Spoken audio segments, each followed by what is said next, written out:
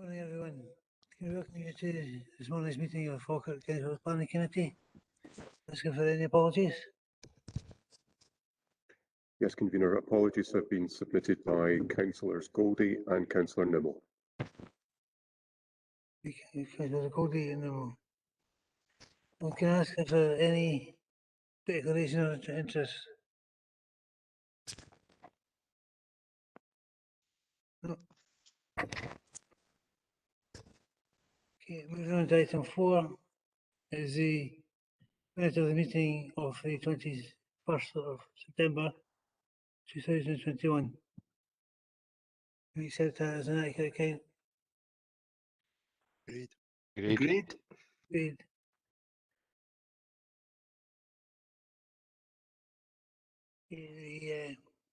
The next item is the roads issue, and it's a parking space. Russell, Apologies, struggled to get the tech to work there. Yes, this is, as members will be aware, this is a disabled space application by somebody in Lauriston, and there's been an objection to the order, and hence request to come to committee to determine an order, whether the order should be made. So you'll see it's in the location, it's in Mary Street in Lauriston, and it's actually, if you go to the plan, which is on page 12 of the meeting notes, you can see it's in a wee side street off Mary Street, and it's right next door to a car repair garage. So that's the location of it, and that's convenient for the applicant. And you'll see from Appendix A, the anonymised objection and Development Services response of the 6th of July to the order. And that's basically up to members to decide whether the order should be made. Thank you. okay, thanks very much, Russell. In terms of the order itself, are there any grounds for refusal?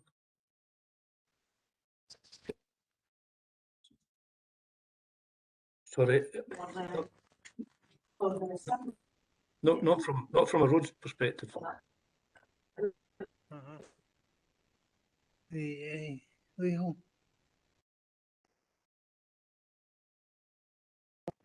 Convener, I think the question really revolves around the unresolved objection and what the committee's view is of the objection itself, and whether they're satisfied they can proceed in light of the objection that's been made. Yes, that's certainly true. Can I formally move the application be approved on those grounds?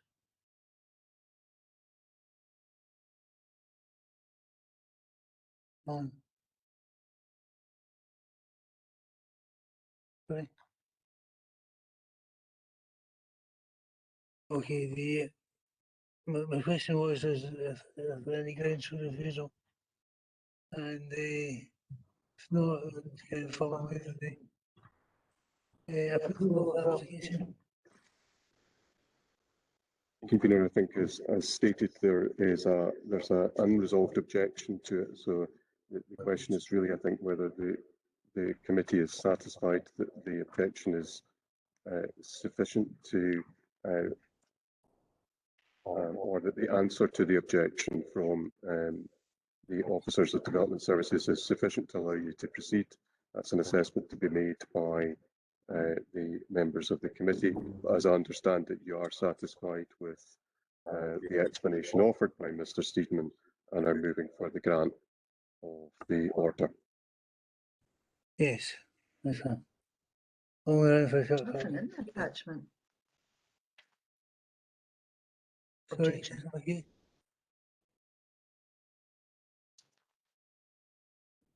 Sorry, Convener.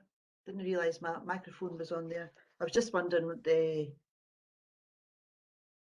actual bay. I know it well, and it's used regularly for people pulling in and out I don't see why there would be an objection other than it would obviously prevent.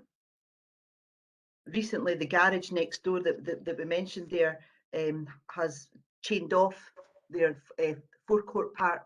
So obviously cars pulling in to go to the various carry-out places within Mary Street. It's a very, very busy street. Well, that'll obviously prevent people pulling in. But I can see no objection to a disabled space being put there. So I'm happy to agree. Anyone else? Councillor Murtagh. Councillor Murtagh? Yeah, it's just on the point of the unresolved objection. I note from the detail of the objection and the response, it is about the applicant or the objector seems to say that the angle at which the pulling in and pulling out and you know the way that the road topography is that is why they're objecting. So I'm taking it from roads, given they're not kind of upholding that they feel that that's not merited. But to me, that's the fundamental question in terms of resolving the objection here. Is what they're saying, is there credence in what they're saying, and indeed, you know, does that present additional danger in terms of the kind of manoeuvres that are done in that area for the general public as well? Can we get a bit more of an explanation from Russell on that view and what's being considered there, just so we're making sure we are resolving that objection fully before we pass it? So, Yes. over to you. Yeah. We're basically not resolving the objection, right? We've placed the bay there. There was always cars parked there. We've just formalised it as a disabled space now. And it's in our view, it doesn't really hinder access to the garage forecourt as they use it. Okay, that's all I wanted to know, is that's your view in terms of it doesn't hinder access, it doesn't have any additional danger, and the fact that it is used by the garage, in essence, kind of takes that argument out of the way that it means that you can't come in and out safely, and it blocks off that turning or that arc for going in and out. So on that basis, I'm also happy to support it if it doesn't present additional danger, and you know, issues within the roadway. Councillor Kerr? Thanks, convener. I kind of lost my connection, so I never heard anybody before. Councillor Murtagh there. There is only 2 spaces there at the road, because there's a fence at the back, so you can't go down that road. Because I live in Mary Street, and Councillor McHugh will probably verify it. For me, that is probably the best place to have it. The fellow in the garage parks cars everywhere, and before at front of the fence and at the back of the fence, so he's got cars everywhere. And if I don't know if anybody seconded your motion, convener, but if they haven't, I'll second your motion to grant the permission. Okay. Anyone else? Can we take the motion? Oh, sorry. Councillor McCluskey. Okay. Aye, thanks, Convener. As I said, the only issue I've got is I've no issue with raising his parent face. I'm just looking for a response for Russell. Is I know a certain distance away from a junction you're allowed to park. So how far is it for the junction, or does that not come into it? And that's that type of street. Thank you. I think it's, you know, there's nothing really ideal, but it's not really. It's as Councillor Kerr explained, there's a metal fence. It's not actually a way into the street, so it's not really a junction. It's just a couple of spaces in there, and we've taken the view that it's a good location. In our view, it's a good location for this particular applicant.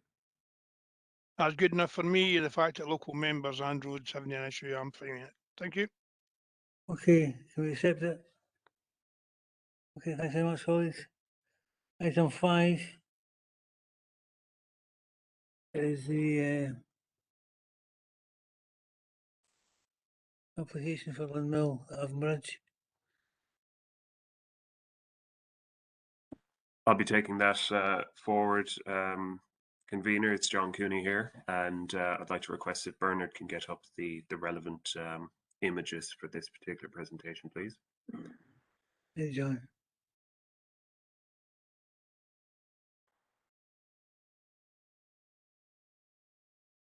So good morning all. This application is for a garage outbuilding at Lynn Mill in Avon Bridge. It's presented to Planning Committee as it is contrary to the development plan. This is because the proposed structure would straddle the urban limit of Avon Bridge, so it would be partly in the urban limit and partly out with the urban limit. However, officers are recommending that permission be granted because of the following material considerations. And Bernard, if you can flick through the various images, that would be appreciated. The proposed garage would cross the urban limit only to a modest extent and is located in close proximity to the existing buildings at Lynn Mill, which are in the process of being renovated following a previous planning application which was granted earlier this year. The garage would complement this existing context in terms of its size, scale and design. In addition, the site levels are such that the proposed garage would not be prominently visible in wider public views of the site. As such, those material considerations would support a recommendation for approval in this instance. Thank you. Okay, I've had to open up. Questions, points on the floor? Councillor McCarthy? Councillor Hughes? I've no problem with officers have took a view that, you know, and weighed up the local plan here, which is always it's what members do as well. And I'm quite happy to go with their recommendation in this case. They've explained why. So I've no problem in moving this. Thank you. I've no problem in seconding, John. Okay. You've heard from two of the local members, excuse me, local members. Anyone else? We accept the report. Accept the recommendations. Agreed. Agreed. Okay, item 6 has a deputation.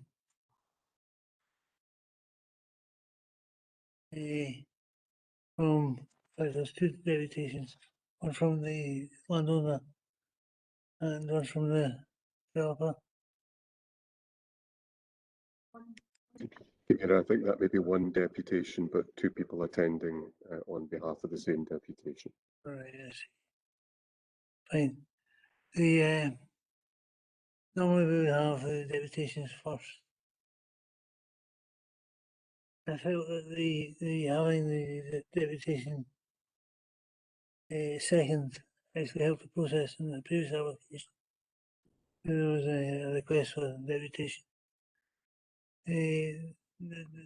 How do members feel about that? Are they pretty happy with the processes we had, or the process as was Agreed. from the previous application?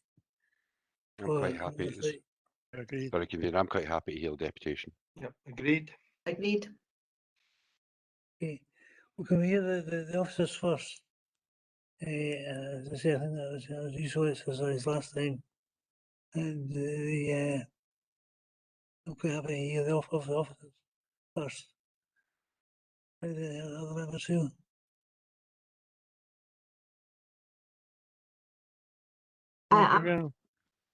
Sorry. Sorry, I'm happy with that as long, I think, and I've always felt that would be helpful. It's just to make sure that, so if the officers speak, that then are we going to hold our questions for officers until after, basically then we hear the deputations, have the opportunity to question the deputies and then go back to being able to question the officers. It's just from a questioning point of view so that we don't come in, because I think that sometimes it's like, you know, who you're going to question about things. So just wants to confirm that are we just going to not question the officers and go straight into deputations? No, the officers would be there to answer questions specifically for the officers. They'll also be there to answer questions from the department's position and clear up any points that any members wish to raise. What I mean, convener, is that sometimes what happens is that obviously when we have the deputations first, we question those who give the deputations, but quite often what we're doing is there will be questions that come up from the deputations which we want to ask officers then to clarify.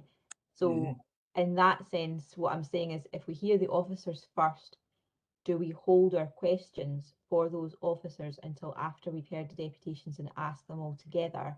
Or do we kind of have two periods of questioning officers? That's what I'm trying to clarify. Well, I'm always been relaxed in terms of the on members of maximum say, and I think this opportunity is an opportunity to make sure that members have maximum say. So I'm quite happy to give assurances that if the officers came first, then immediately we would have the developer afterwards, and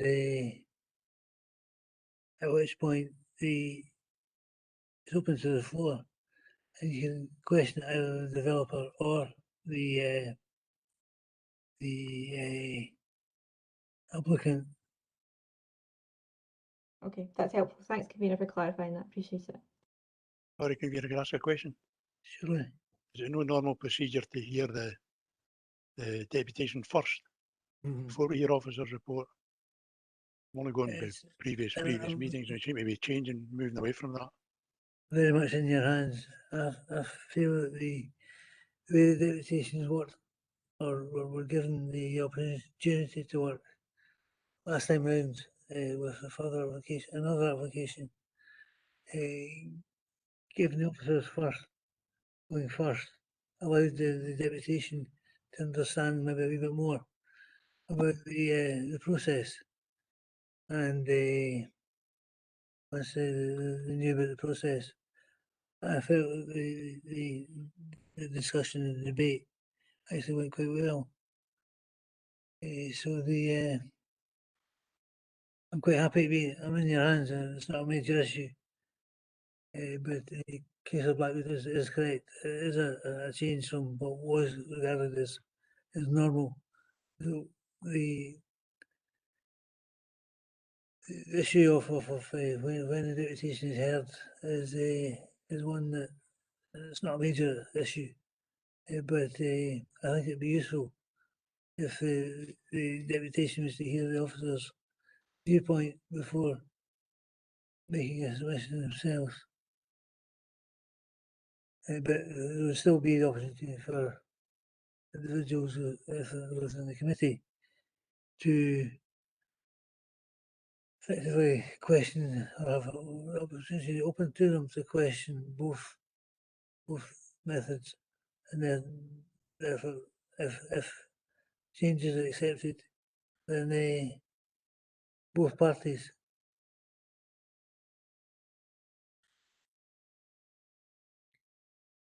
In your hands, colleagues. Sorry, convener, I had my hand up for a wee while there. Okay, sir. No, that you're absolutely fine. I know it's not easy with these types of meetings. I'm quite comfortable hearing the officers first, and the reason for that is it allows us then, when we get the deputation, that you probably get a better that you've got better intelligence on the questions you're going to ask, because if you've heard the report, and then when we hear the deputation, the questions probably are better informed. So I'm quite comfortable going with that way on it. The other members feel. Mr. McCluskey. Convener, you're the convener of the meeting, and we'll do it in whatever order you want. That's your right as convener. So I'm happy to go with that and try it and see what happens. Okay.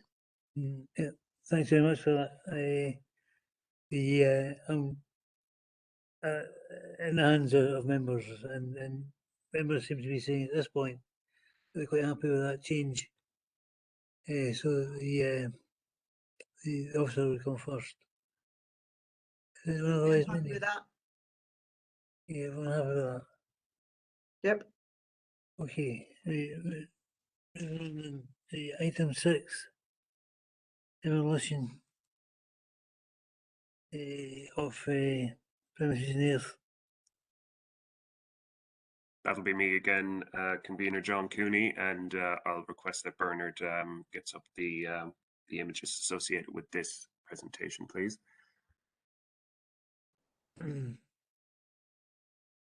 So the application is for a petrol filling station and retail kiosk, restaurant with drive-through facilities and associated works at the former Viewforth filling station near Higgins Nuke roundabout in Erith. Whilst the proposal would involve the reuse of vacant and derelict commercial land at the south-west end of the site, the north-east end of the site is undeveloped farmland in the countryside. It is for this reason that the application is being presented to Planning Committee due to its conflict with the countryside policies of the development plan.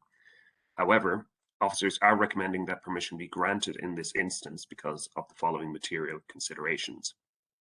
The southwestern end of the application site has previously been in use as a petrol filling station, and as such, the principle of redevelopment as a petrol filling station would be acceptable. The development of a restaurant on agricultural land at the northeast end of the application site would ordinarily be opposed in the countryside location. However, it is important to consider the context of this agricultural field, which is enclosed by existing road infrastructure on 3 sides, and the disused filling station on the remaining side. Access to the site would be via the local access road known as Higgins Nuke Ferry, and the Council's Roads Development Unit and Transport Planning Unit have not raised concerns regarding road safety at Higgins Nuke roundabout. As such, the proposed countryside location, subject to consideration of design and economic effect, is considered to be acceptable in this instance. In terms of design, the proposed structures would be single-storey and would not be overly tall for their karstland context. Their design is therefore considered to be acceptable. The provision of a restaurant in this particular location would not undermine the economic vitality of nearby urban centres and would not adversely impact residential properties in the immediate vicinity. 4 public letters of representation, including 3 objections, were received by the Council and are addressed in the Officer Report at paragraph 7b13. In addition, Clackmannanshire Council did request the safeguarding of Cycle Route 76, which runs along the Higgins Nuke Ferry access road. In the event of approval, a suspensive planning condition shall secure a segregated cycleway and footway along the northern side of the road. Overall, the site circumstances of this proposal, in addition to the modest size and scale of the proposed structures and commercial offering, are considered to outweigh the conflict with policies relating to countryside development, and for that reason, the application is recommended for approval. Thank you. Okay, thank you for that. The open to questions. Sorry, open to questions from either the developer or the objector. Sorry, convener, were we not going to hear the deputation now then? Right. The apologies, I was impressing. This was the deputation. Sorry. Who's there for the? Let me go and Blair Morrison. Who's going to speak to the application? It'll be myself and Blair Morrison that'll be speaking. Yeah, and I'll come in after Kerry. Okay, well, you have combined total of 10 minutes to put your case. After which, if it looks like it's going to overrun, I'll prompt you and sum up that process at that time. As far as the questions, any questions that may come from members, put those to the appropriate parties as per previous discussion. Hey, Kerry, yourself putting the case Yes, forward there? I'll be starting. Yes. Right, okay. Floor's yours. Thank you. Good morning. We would like to thank the Chair and members for granting our request to make a deputation in relation to the planning application for a proposed petrol filling station, associated kiosk and drive-through restaurant at the site of the former Viewforth filling station in Airth. We are representing the applicant TG Convenience Stores Limited, and I am the agent for the application and also in attendance as the landowner Blair Morrison. Blair will provide you with information on the site history and a statement in support of the application, and we're both happy to answer any questions that members may have. As an introduction to the applicant, TG Convenience Stores is a fuel retail operator ranked as the 5th largest independent fuel retailer in the UK, owning and operating 74 sites in England, Scotland and Wales. TGC has a strong fuel supply relationship with Shell, BP, Jet and Esso, as well as a cooperative and best ways in respect of the convenience store outlets. The company is actively acquiring new sites throughout the UK and is particularly interested in acquiring more sites in Scotland. Viewforth filling station will be their 7th site in Scotland, and if this application is approved today, they're excited to add this to their expanding Scottish portfolio. The applicant fully supports the planning officer's recommendation for approval. If the application is approved today, it will regenerate a long-term vacant site and bring it back into its original use as a petrol filling station. The proposal will deliver significant benefits to the local economy through investment in the local area and creation of local employment opportunities. I now pass over to the landowner to provide the background information on the site. Thanks, Kerry. Yeah, the application site was acquired some 3 years ago following the redevelopment and upgrade of the M876 road network around the new Clackmannanshire Bridge. The site is laying empty and in its current derelict condition for more than 6 years. The site was previously occupied by a petrol filling station, and we are currently paying business rates for that benefit. In order to bring the redevelopment up to modern standards, we purchased adjoining land in order to create one larger site. Whilst this extra land, as mentioned, is greenfield agricultural land, it is actually landlocked between the Higgins Nuke Road and the M876 South Approach Road, as the case officer mentioned, and offers very little agricultural value. This land historically was all part of the land that was compulsory purchased by the Scottish Government and is the leftover land from that major road upgrade. It should all be worth noting that the Higgins Nuke ferry is now fully adopted by Falkirk Roads Department. The application was submitted in September 2020 and was accompanied by full technical information, including a transport statement, geotechnical information, drainage strategy, flood risk assessment, ecological appraisals, and landscaping proposals. The application and the project design team worked with the council on the road's design to include not using the existing slip road directly from the A876 as was before, and also, as mentioned, moving the National Cycle Route 76 across the road to a much more secure 3-metre wide dedicated pavement. The applicant has also worked with the council and SEPA to provide a full drainage design for the site. They have also undertaken to redevelop the site, incorporating a high-level sustainable design to include solar gain and orientation using glazing for natural daylight, compliance with the council's proposed condition requirements in relation to carbon reduction, provision of cycle parking stands, and finally the inclusion of 2 EV charging points. There were only 3 objections to this planning applications from members of the public. The issues raised by the objectors were fully addressed by the planning officer within his committee report. There are no objections from any statutory consultees, as this is not a controversial proposal. We are very encouraged that the planners have recommended this application for approval. I can confirm that we can also accept all the draft proposed conditions as stated. Finally, the economic argument. As detailed in the committee report, the application has been presented to committee as the granting of planning permission would be contrary to the development plan. Part of the site is brownfield and was previously used as a petrol filling station, and it is therefore only the restaurant area on the greenfield land that would be a departure from this plan. When considering a departure from the LDP, this committee can consider the positive economic benefits of each application on their own merits. This development obviously provides for permanent full and part-time jobs during and, more importantly, post-construction. A total of 55 full-time equivalent jobs will be created in the local area, when both businesses are fully operational. In a post-COVID-19 world with unemployment levels at an all-time high, this investment must be welcomed on the long road to our country's recovery. In summary, we fully support the Planning Officer's recommended approval of this application, and we ask members to support this recommendation and allow the £5 million investment in Falkirk to progress. Thank you. Thank you. The questions from the floor for either party? Mr. Mercer?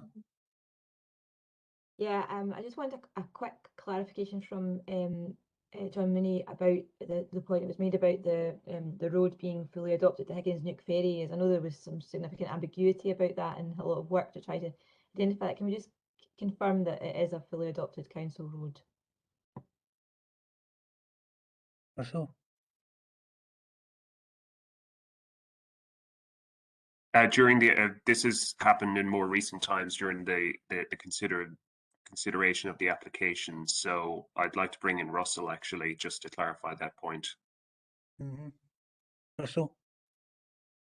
Yeah, I don't deal directly with that. I'm just going to check the system just now, quickly. But I was party to some discussions with Mayor Scotland and Transport Scotland, and I think our maintenance guys had got things wrapped up as far as that's concerned. If they've updated. Okay, sorry, I'll just step in on the. I've been having discussions with Gordon Henderson, who I think is one of your colleagues, who's taken that forward, and there has been over the past 18 months significant work undertaken by the Scottish government through Bear Scotland, and that work has been completed. And I don't think it's. I did actually look this morning, but I think it's on Gordon's. He's got the plan, and he's looking to update your records. But I have had email confirmation from him that they have taken that forward and all the works have been completed. That ties in pretty close, convener, to my understanding.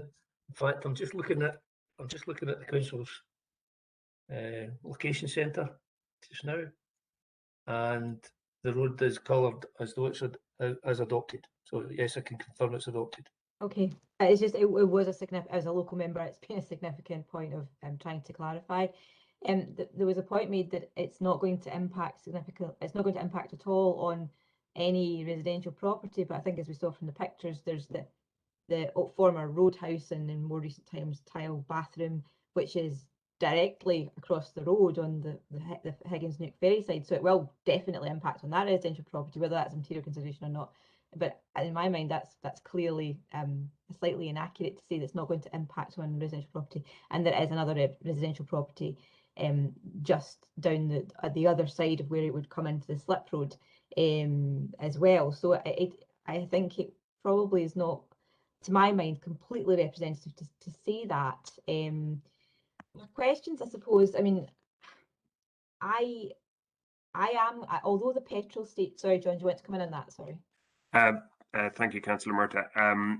Just to clarify what I said in my presentation, it was that there would be no adverse impact. I'm not saying there isn't any impact. I'm just saying that the impact would not be harmful to nearby residents. And obviously, this is in the context of a petrol filling station that's proposed right next to a major trunk road, the A876, which is a dual carriageway. So there is a lot of impact already from that existing road network, and this particular proposal is from the transport statements is not going to generate.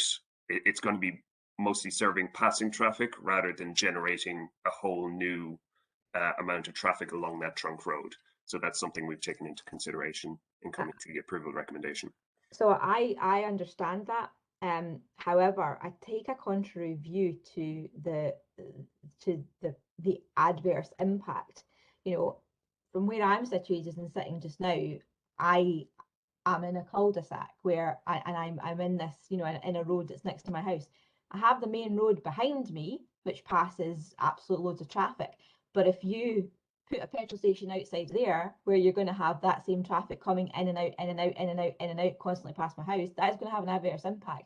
So I think I understand that there is a trunk road there, but I also understand that what's being represented to me is not the same as what the character of that road actually is. Yes, it's next to a trunk road, but we're talking about a national cycleway. And at the moment, what I'm concerned about, and I see the additions to the plans in terms of the cycleway, which is very welcome.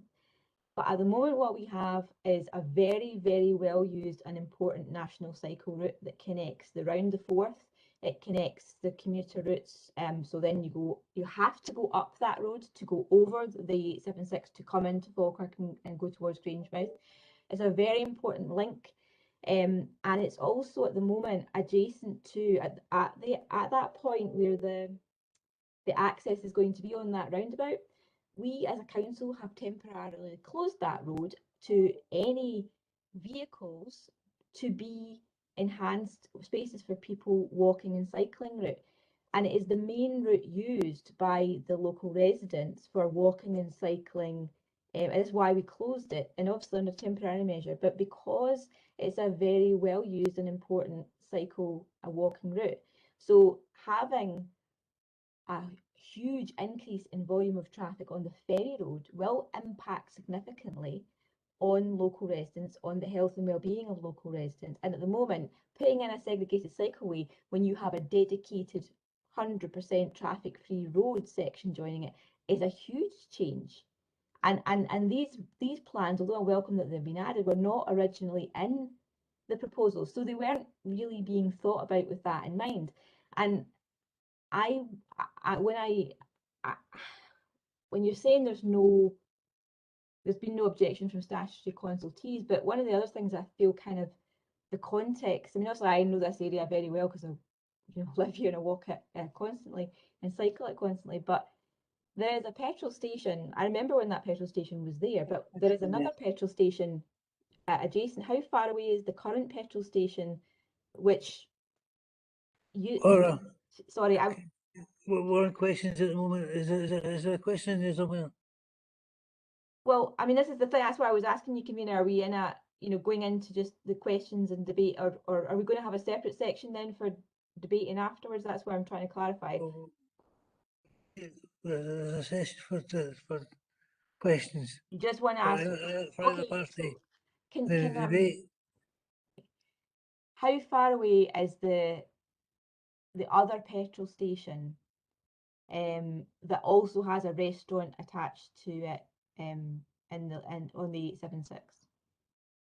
That particular, I believe it's a BP filling station, is 1.5 kilometers to the west-southwest of that, so further inland from this particular site. But what I would also mention is that, and to commend the applicant actually for, once we raised the issue of ensuring that cycle Route 76 would be safeguarded along Higgins-Nuke Ferry, the applicant immediately took measures to revise the drawings to insert that 3-meter wide segregated, and my understanding it's a curbed route, so it'll be completely separate from the vehicles that would be accessing the proposed site. So it is providing quite a generous replacement of that cycle route along the same route, but ultimately on the northern side of Higgins-Nuke Ferry.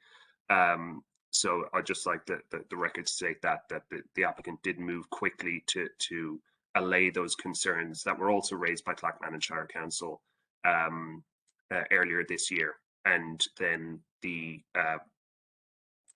neighbours who were originally consulted on the original proposal were then notified again of that update.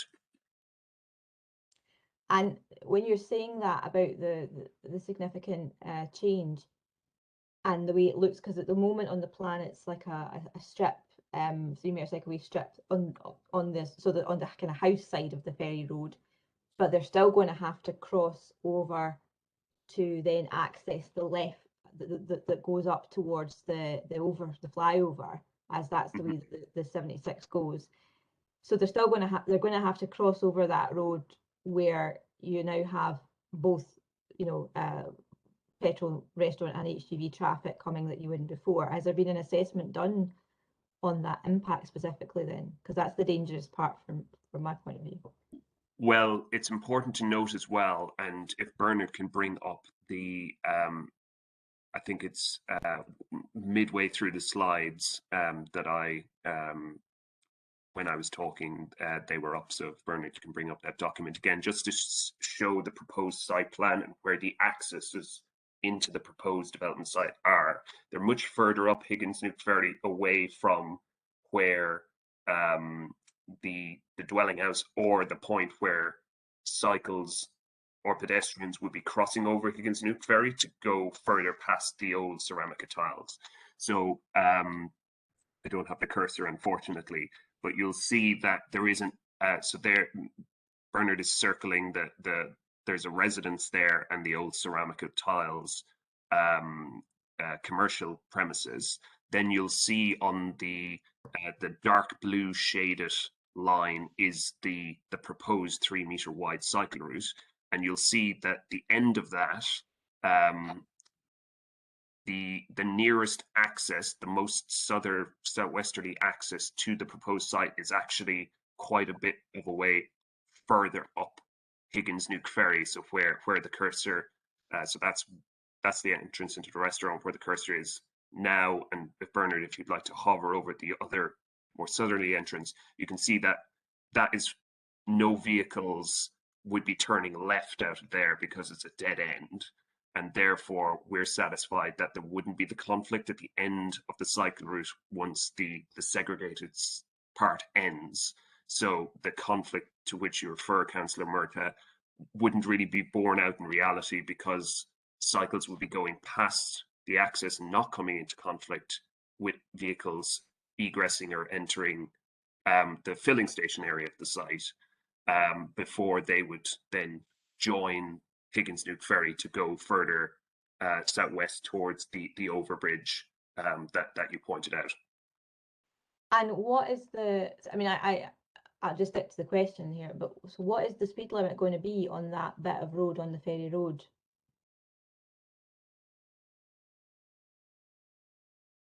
That's not something that we've sought to restrict through the planning process, but Russell may be able to comment on that. The speed limit will be whatever the speed limit is just now, Councillor Murtagh, which will be de-restricted. Right. Same as Eastfield Road and all these other roads around there. But at the moment, in reality, it's so short a road that I would expect actual speeds will be pretty low. right, but we need personally I feel I need an answer to that, because at the moment, in effect, the speed limit's kind of zero, because there isn't really, other than occasionally when the Kincardine Bridge gets repaired and people park there or people access the bathrooms thing, there's no traffic on it. It's effectively a cycle route in its entirety and a walking route in its entirety. So if we are basically extending the A876, that's the ingress and egress, whatever, then you're effectively changing a completely traffic-free zone in effect to a 60-mile-an-hour road, which has a segregated cycleway right next to it. But given we have, constantly campaigns for, we won't want a 30-mile-an-hour road next to our cycleway, that's what I'm trying to get to. What is the change in the character in this location? So, that's an important question for me to answer in terms of the impact. It's against the development plan. So what is the real impact and what's being considered here? Ask for clarification, but my understanding is that there's no such thing as a zero limit for speed.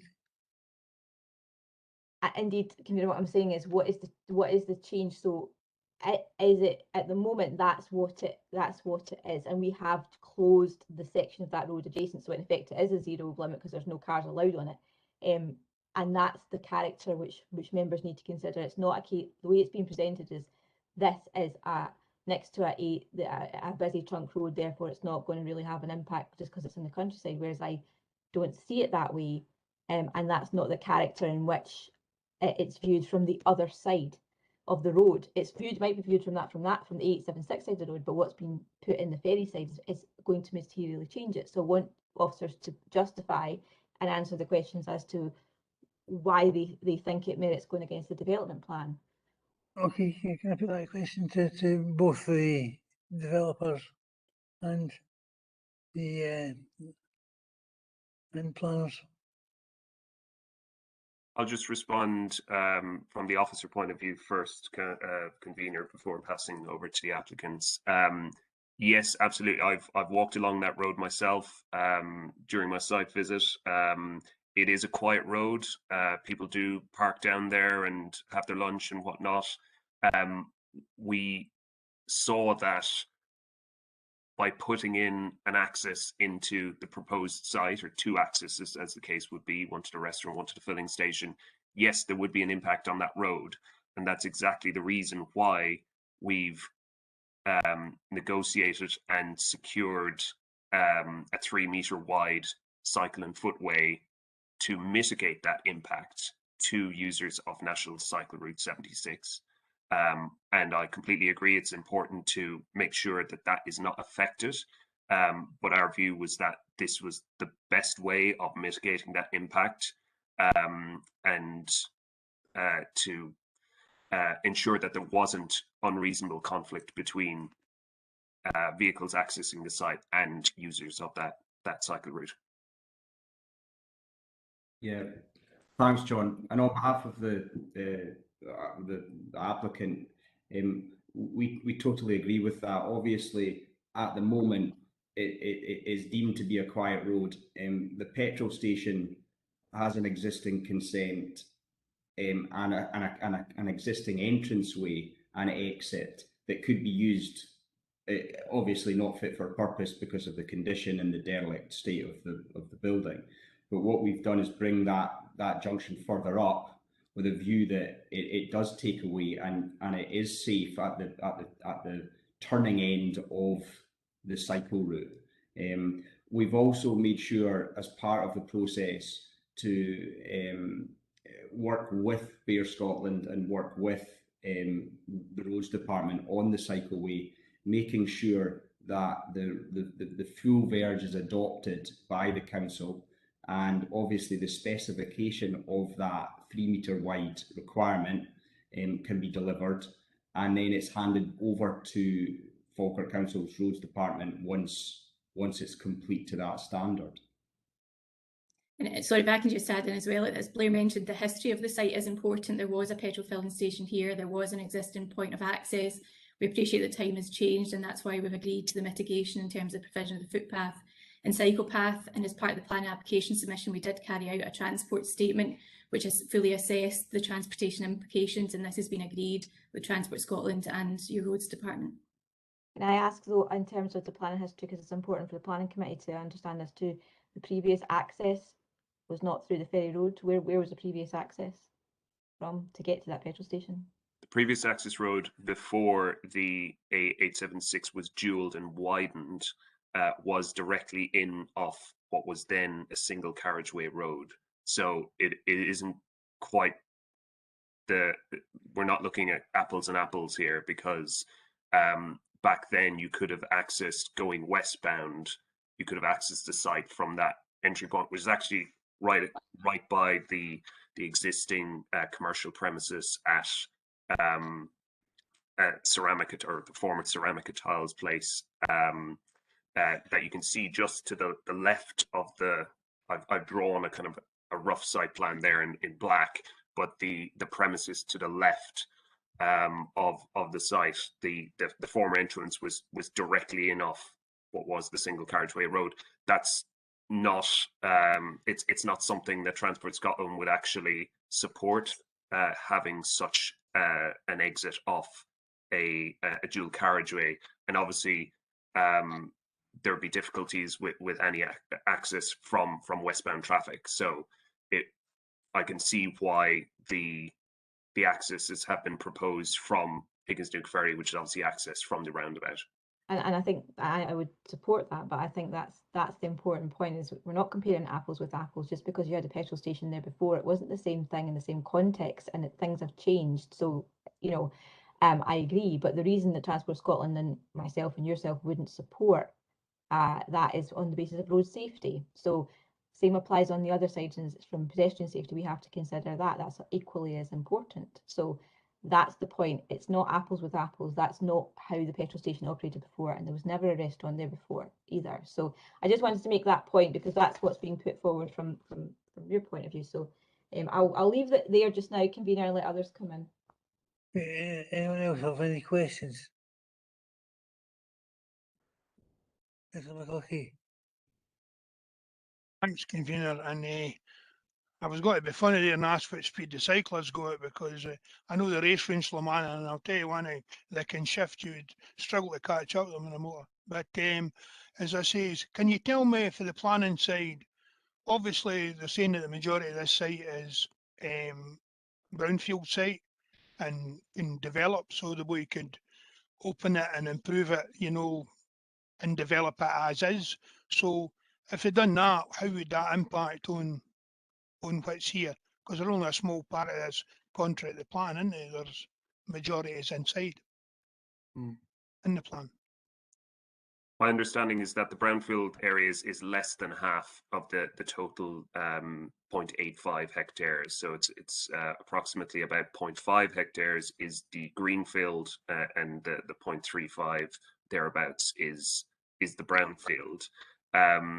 It's not for me to assess the viability of whether the petrol station on its own could be economically viable. That's for the applicants to comment on.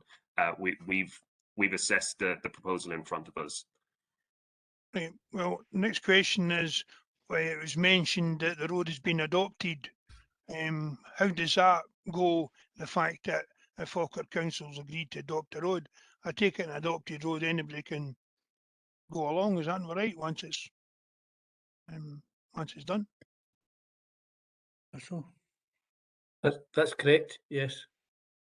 And Right, it's, so bear in mind that this road was all part of the accommodation works that were done as part of the M876 dualling. So the fact that it's adopted, it's been adopted from Transport Scotland basically, because a year ago they were responsible for the road. It was still publicly managed, if you will, and it's just now it's taken all this time, believe it or not, to get agreement with Transport Scotland about remedial works and all the rest of it on these roads to get them adopted. So it's adopted. So this is going to be adopted anyway, and all sorted and used as a road. So everything's going to change anyway, and development can go in half the site. So I didn't see any issues in relating to that. The question was raised earlier about how far the nearest petrol station is. I don't believe material consideration is on that in petrol station, as there's an overdevelopment in licensing. I do not know that there's an over provision. You know, somewhere somebody's house or shop or anything. You can plan and answer me that. Is that a material consideration? How far away? Just last week we had a petrol shortage and we were looking for a petrol station. You know, so is it relevant? you pick up this one. I think it's of limited relevance in this instance. Obviously, you have instances elsewhere in Scotland where you have petrol filling stations right across the road from each other. This one is to 1.5 kilometers to the west southwest. You know, we looked at this on its own merits. It wasn't a case of, you know, this particular filling station would have an adverse impact on another petrol filling station. That was not considered in the same way as impact on a town centre would be. So it's not something that featured as a material consideration in our assessment. Right, my last question is on objections, convener. I take it this has been advertised the same as ever other planning permission, and I see that the community council's no objected. There's 3 objections, 2 from West Quarter, and I hope it's no overlooking they're complaining about, and the other ones from Alloa. I don't see that as how far away is that the address in Alloa. But I didn't see any community council or any other person nearby having an issue with this. We do know there's cycling clubs and walking clubs and a whole host of things. I didn't see any of them objecting. Were they consulted or had an opportunity to voice their concern? I would certainly think so, but we'll ask colleagues here to for clarification. It's worth noting the representations and not every representation was an objection, but there were 3 objections. Representations that were submitted by parties who do not actually live near the site. They had an interest in land near the site. So that's all I'll say about that particular point. Okay. That's fine. Any more questions? It's about. Thank you, convener. And I appreciate what John Cooney has just said about how the commercial interest has had a low effect. And a bit like Laura, it's part of my ward, and I know we keep talking about the petrol station that exists, which is just off the M876. However, that's a petrol station, a restaurant, and a hotel.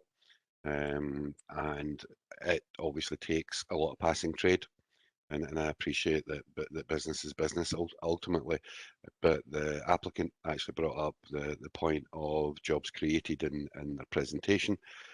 Unfortunately, there's a potential here then of jobs lost as well, because my concern is that with this placed on actually directly on the site of the motorway, that the current petrol station restaurant may be really adversely affected.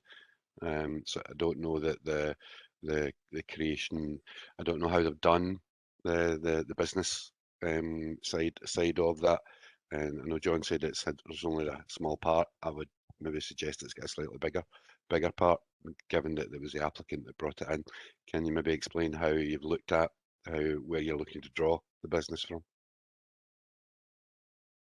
Yeah, I could just explain that the business will be drawn from passing trade, so that will be mainly attracting rather new journeys to the site. It'll be passing people that are passing already that will draw into the site to refuel and rest and perhaps go to the restaurant as well.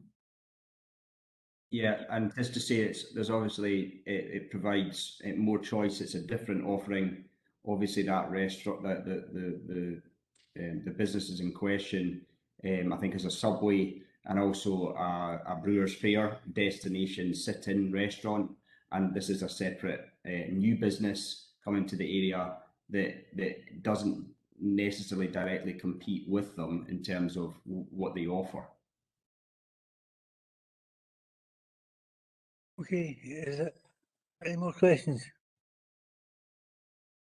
Can open it up to members of the committee to either ask questions, move or second proposals.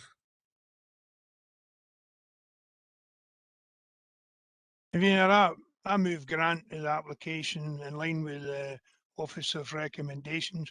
I believe they've done a good job there, and they've took into regard the improved cycleway at the side and different other things. So I'm happy to go with officer's recommendations. I move grant. Okay. Yeah, I'm happy second. Thank you very much. Anyone else?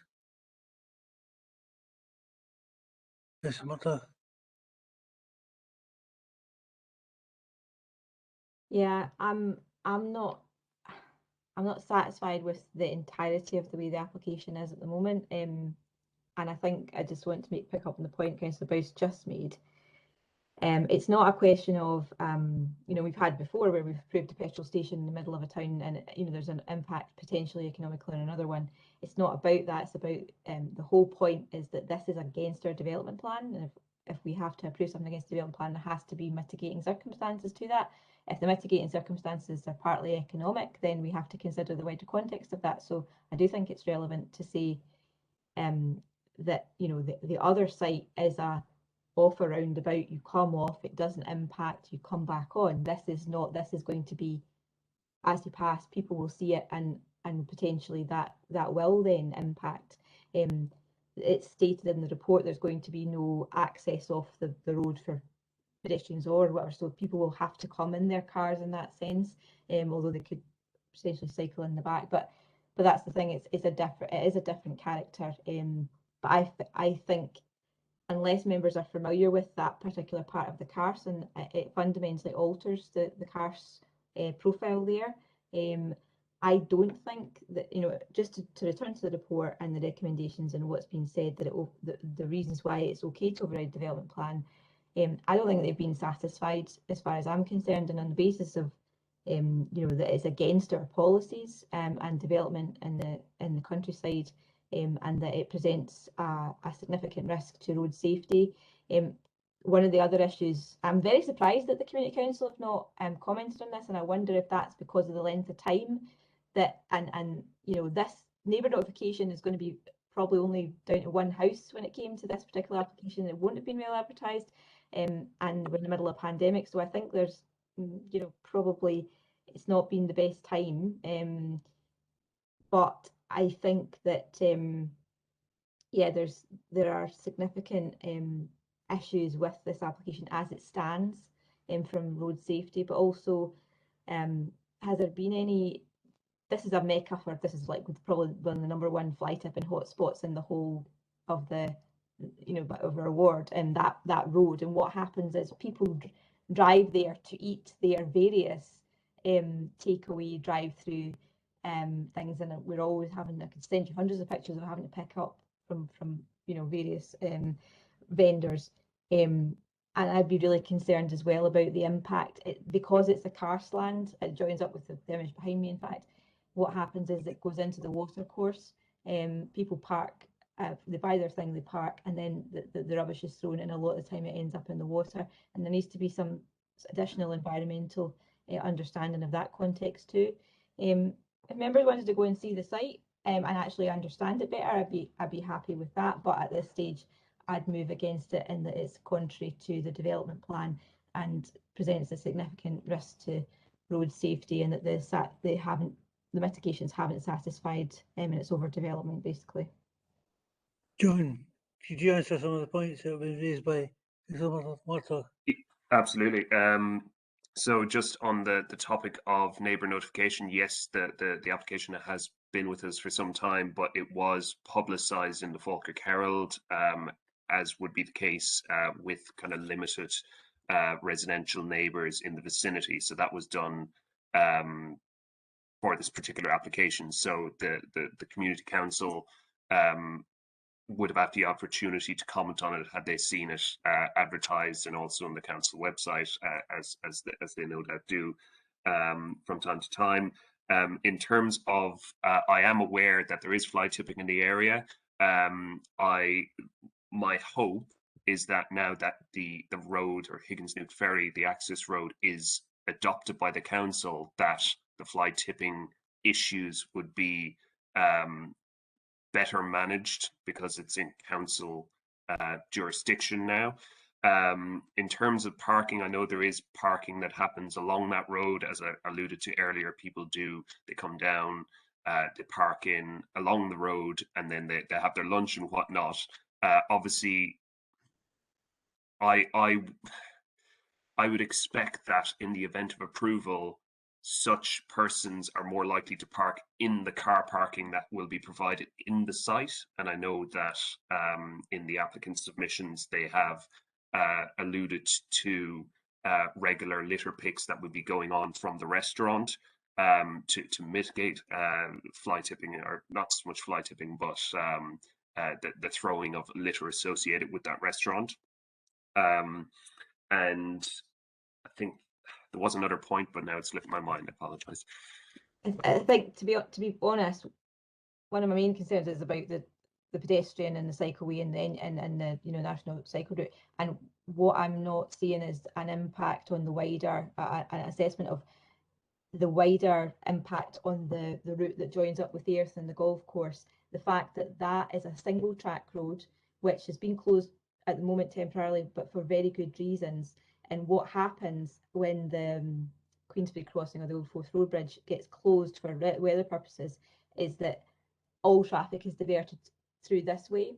And you know what then people try to do here is that they use that road as the shortcut so that they don't, and it's very, very dangerous when people use that road, and any increase in traffic on that road is a risk to motorists, but more importantly is a risk to pedestrians and to cyclists.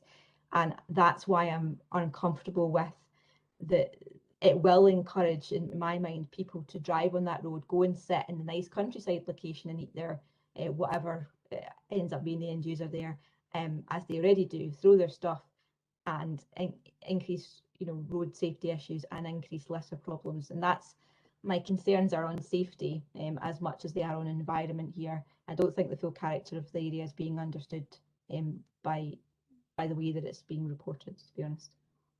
Okay, thanks for that, Councillor.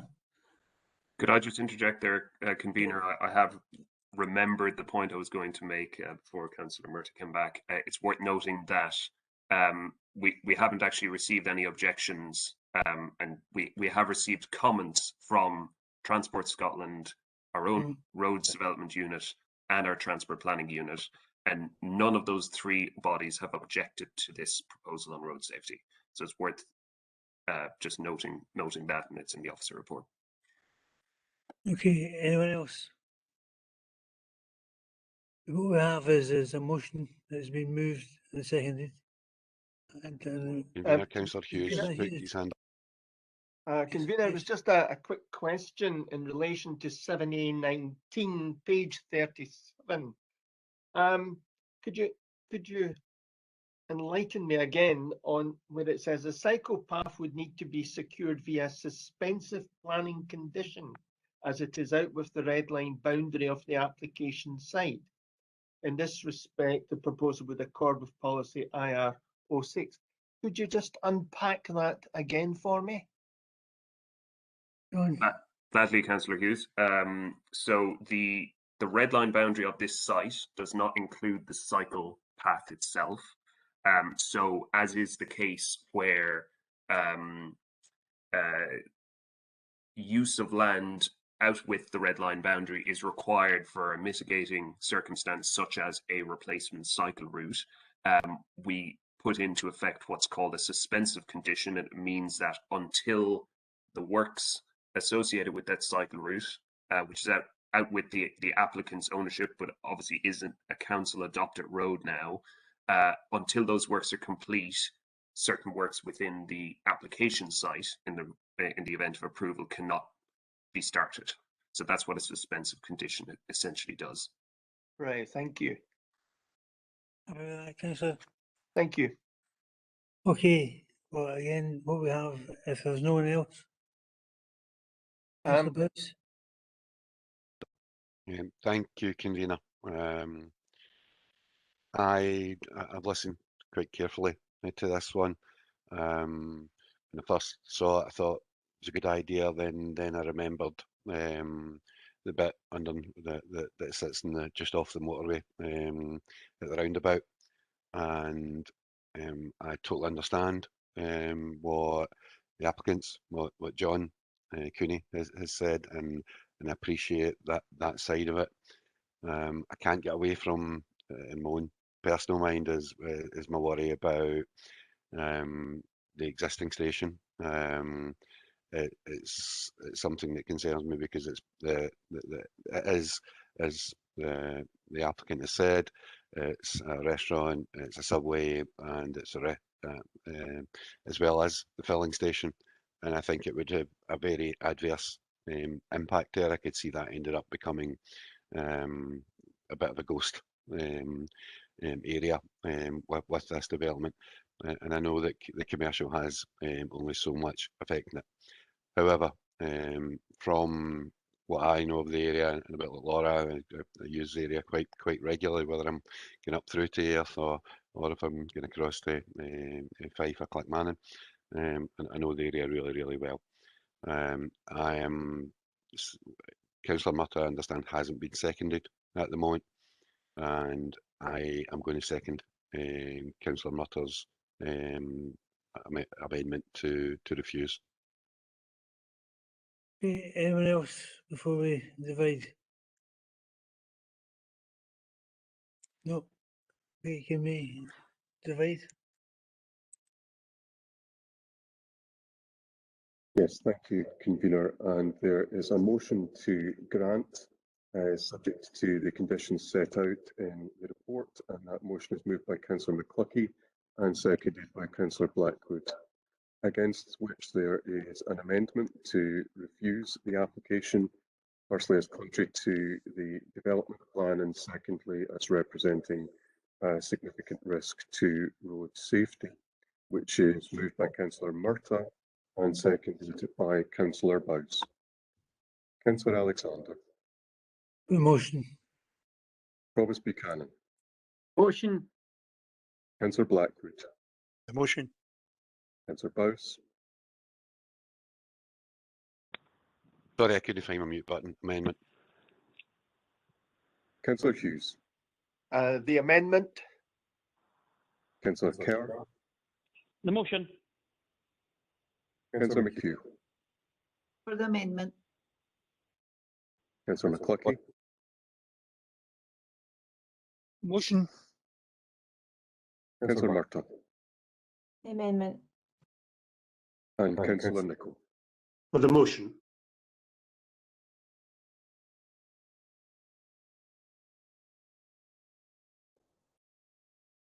There are 6 votes for the motion, there are 4 votes for the amendment, and the motion is carried.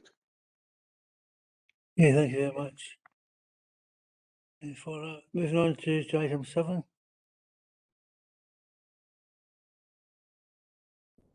Yes, the two individuals who are here for the deputation, you can remain if you want and listen to this morning's business, or you can leave if you want. Okay, item 7 is a change of use of open space to private garden ground at Torwood. Yeah, that's me again, convener, John Cooney. You got what today, John? Yeah, it's a busy day today. Bernard, if you can get up the relevant images for this one, please.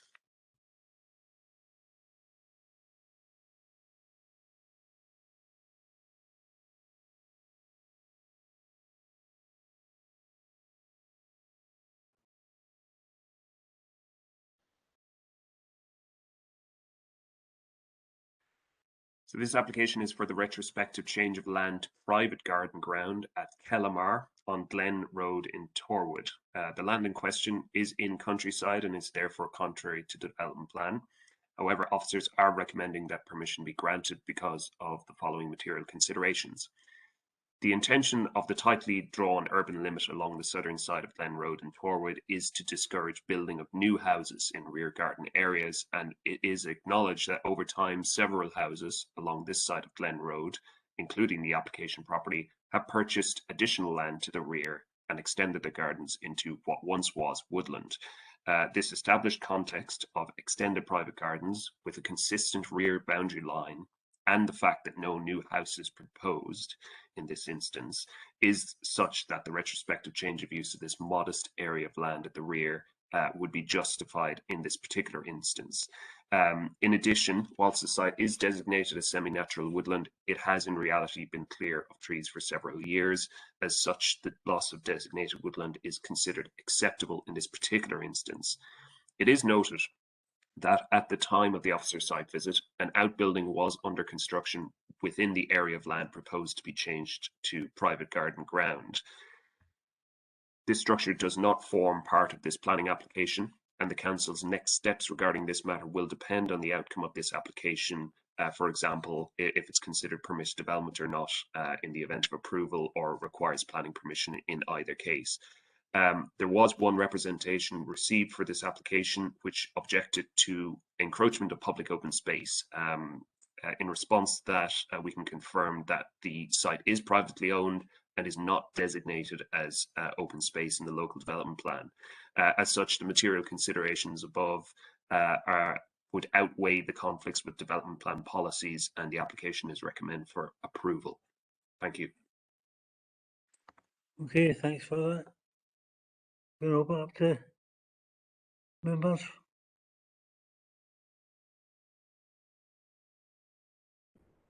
Councillor Bowes. Thank you, convener. Can I propose accepting the officer's recommendations, please? Anyone else? Happy saying, convener. Thanks so much, Councillor Blackwood. Anyone else? Can we accept the report? Accept the recommendations contained within it? Agreed. Yeah, thanks very much, colleagues. Item 8 is the dwelling house that landed south east of Bridge Falhout.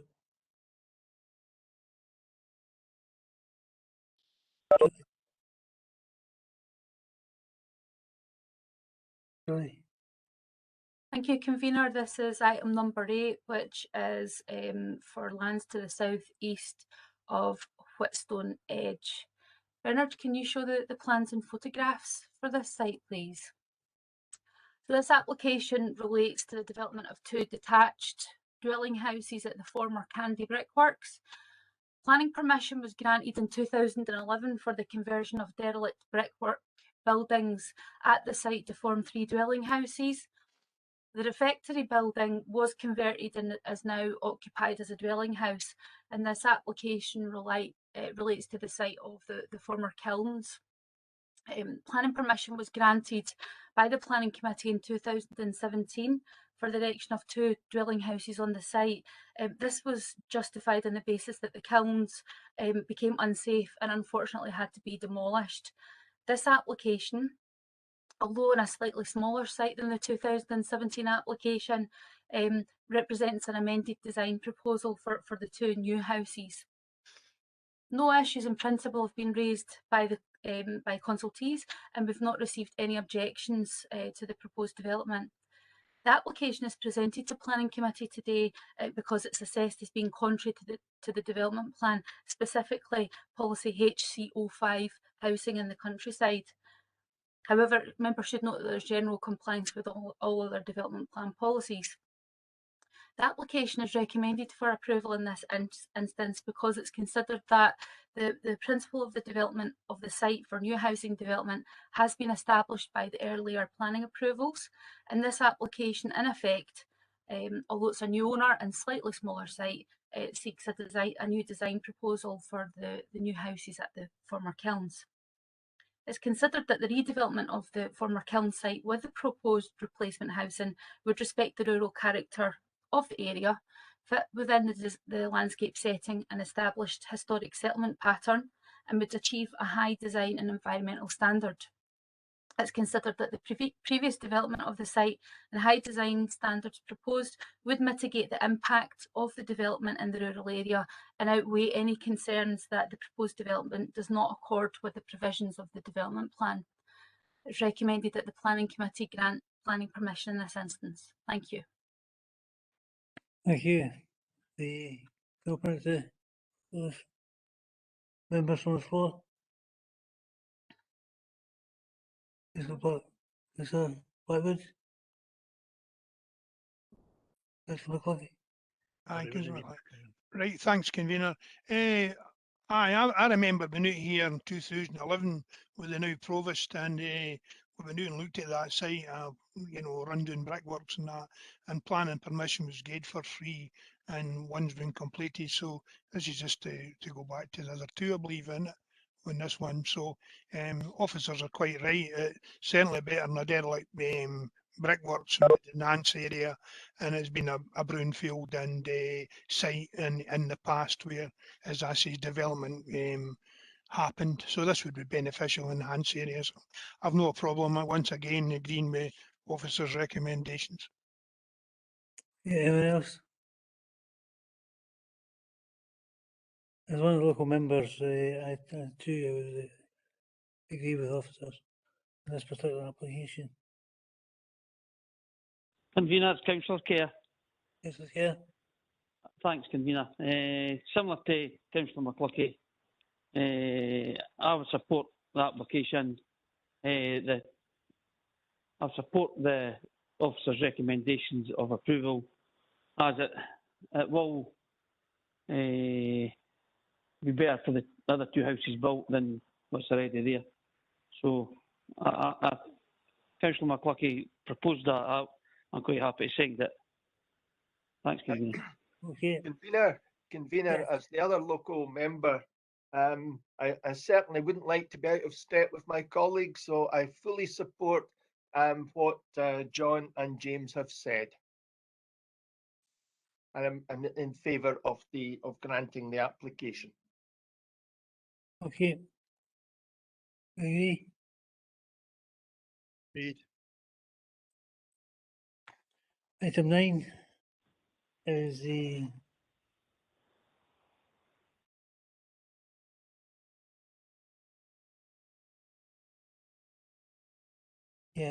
supervision to get the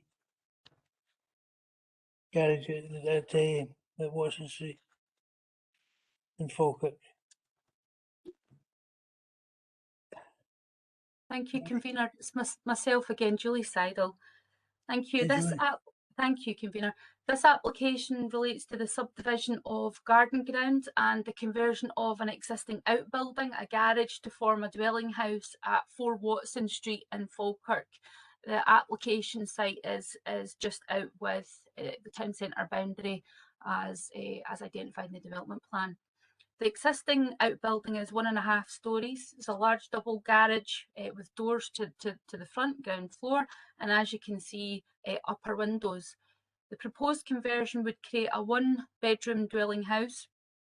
Garage doors would be replaced with glazed screens, with proposed upper dormers to front and back.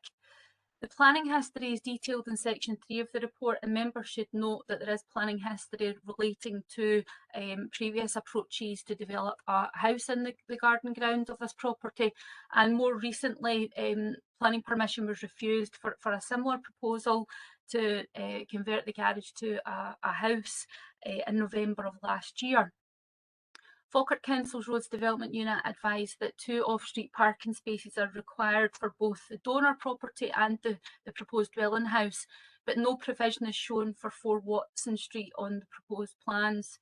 Roads also raised concerns that the existing parking area, which would be retained for the proposed house, does not meet our minimum size for a double driveway. 2 objections were received in relation to the application, and these were primarily in relation to planning history of the site, access parking and privacy as a result of development. The application is assessed as being contrary to the development plan. This is because it is considered that the density and disposition of the development would not respect the settlement pattern or character of the area. It is noted that the surrounding area does have varied plot ratios and varied architectural treatment, and a number of properties which do have smaller gardens. However, in this instance, it's considered that the proposal would result in an overdevelopment of the plot and achieve a level of residential amenity lower than one would expect in a modern development. Adequate garden ground would not be provided to serve either property, and 4 Watson Street would not have any off-street parking. It's recommended that the Planning Committee refuse planning permission. Thank you, convener. Thank you. Any comments on the floor? Any questions? Convener? Yes. It's Councillor Kerr. Yes, okay. I'm very familiar with Watson Street because my sister used to own a house in Watson Street. And the second bit that Julie mentioned about the donor property having to have 2 spaces, there's nobody in Watson Street got parking in their drives because they're all 2-seats. And when you used to go and watch Falkirk, that was at the end I used to win. Straight across the road for it is a block of flats, which is no garden.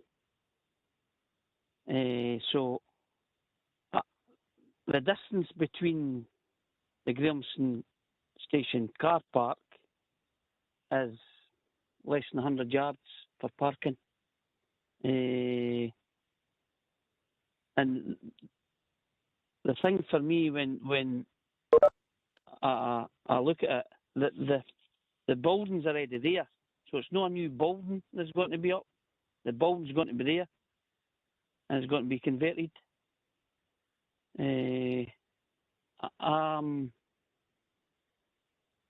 I would like to propose that we go against the officer's recommendation and approve the application, convener. Thank you. Okay.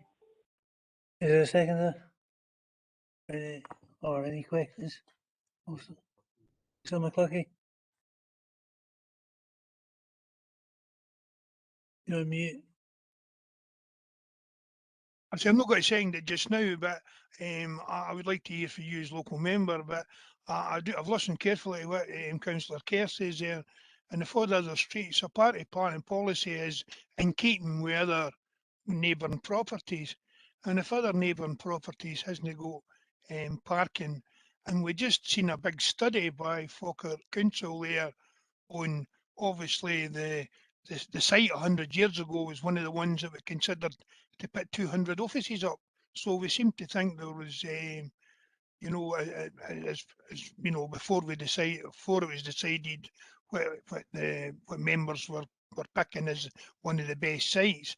But that station was one of the sites that was advertised, and the last report says there was ample parking around the Falkirk area, which was why we were going to put our proposal. One of the proposals was for going up the high street. So this is only 100 years away, and I mean I can technically it's outside, but if the rest of that street, you know, has got away with off-street parking or parking at the nearby parking area, what is the difference with this application? Because like you say, it isn't a new building. If it was a new building and you could see that, but clearly they're converting, which happens often.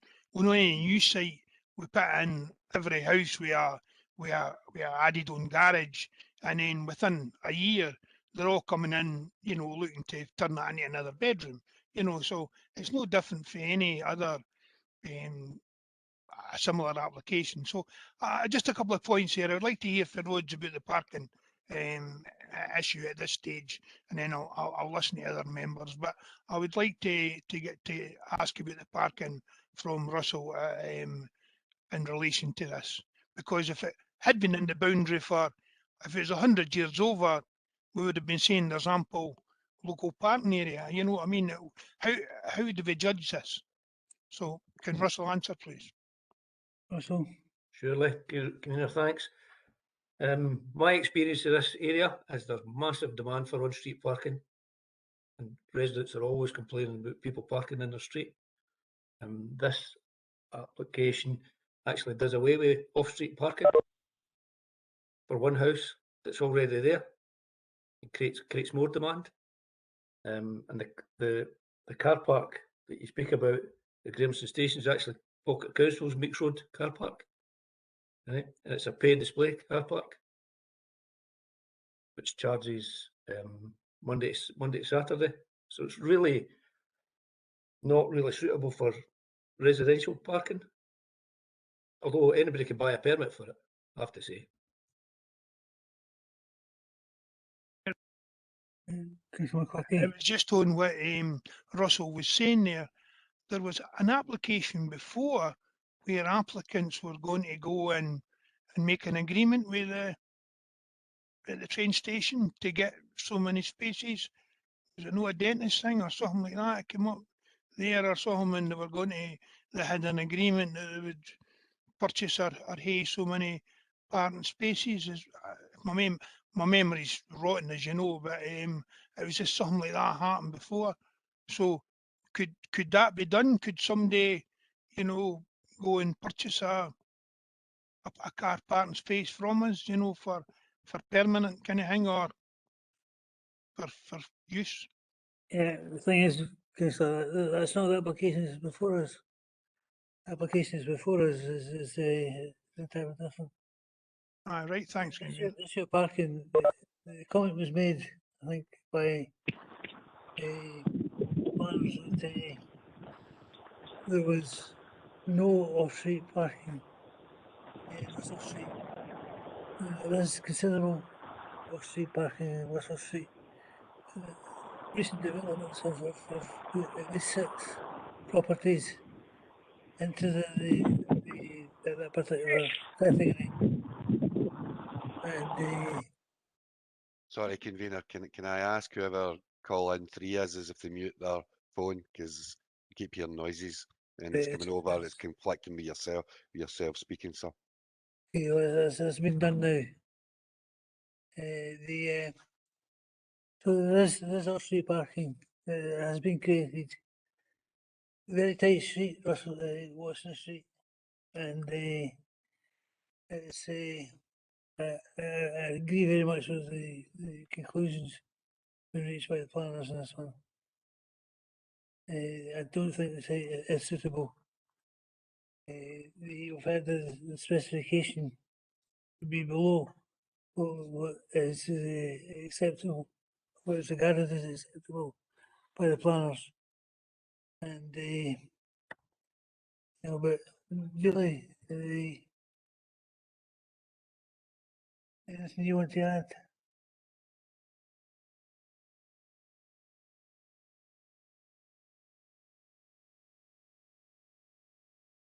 Sorry, convener, were you asking me if there was anything that I wanted to add in terms of the parking situation? Well, yes, and also with regards to the specification for the housing in that area. Yeah, obviously the yeah, apologies. The property at the moment that it is accepted that there are houses on Watson Street that do not have dedicated off-street parking. Some of the properties that are on actually the same rows as this property, and that's because it's a historic street. It is very restricted. It's narrow, as you said, and there is high demand for on-street parking. But this particular property does have 2 off-street parking spaces, although they're of restricted size at the moment. This particular proposal would remove those parking spaces from the donor property and would seek an intensification of the site by creating a new dwelling house within that site with limited access to garden ground for both properties, a shortfall in parking demand, and in my view, a lower level of residential amenity than we would expect in a modern housing development. Yep. Anything else? Councillor Bowes? Thank you, convener. Couple of things. I get the point on the parking. I get it from both sides actually, but that's not actually the main thing that I want to talk about. As Julie has already covered about the overdevelopment and looking at page 94, if that's the scale of the building compared to the plot, and given that the front section of it was including 2 parking spaces, I would tend to agree with Julie's professional opinion on the overdevelopment. My other concern is that when you looked at the drawings earlier on and there seemed to be dormers, and then that means then you're going to have an overlook onto the back gardens of the 2 properties on Alma Street, which I think would concern me a little bit. It's not as if it's back in the line of the original properties in Watson Street. It's right on the edge of those houses. So you're going to have, with dormers front and back, obviously the front one's not so much a problem, but the ones at the back are going to directly look into the people's gardens on Alma Street. And I know that's not really covered that much in here, but it's something that's given me concern. And I would be looking to go with the officer's recommendations on this. Julie, can you answer the point about the dormers? Yep, it's covered in section 785 of the report. We did note that there would be a privacy issue. However, we didn't consider it to be significant. But yes, there will be an impact on privacy by changing what is at the moment a domestic outbuilding to a dwelling house with upper windows, which, as you said, is in close proximity, particularly the flats that are on the opposite side of the road. Obviously, upper windows are less used rooms, so it's a bedroom, it's a dressing room, but there will be a degree of overlooking there. Yes. Anyone else? Councillor McHugh. I'm minded also to go with the recommendations to refuse on the grounds that it's over development of that area. Squeezing a house into your back garden and the impact it's going to have on the people round about it, to me, is no suitable development. Obviously, they've came back with plans and been refused and back again. I don't know, are they just continuing to come in to wear the committee down, or the plans didn't seem to have changed very much. So with that in mind, I'm happy to go with the recommendations to refuse. Okay. Anyone else? Yeah. Councillor McHugh, would you be yourself and Councillor Bowes, you be minded to move in second? Yep. Yep, I'm happy to second Councillor McHugh. Right. Anyone else before we move on? Councillor Kerr, but we don't have a seconder.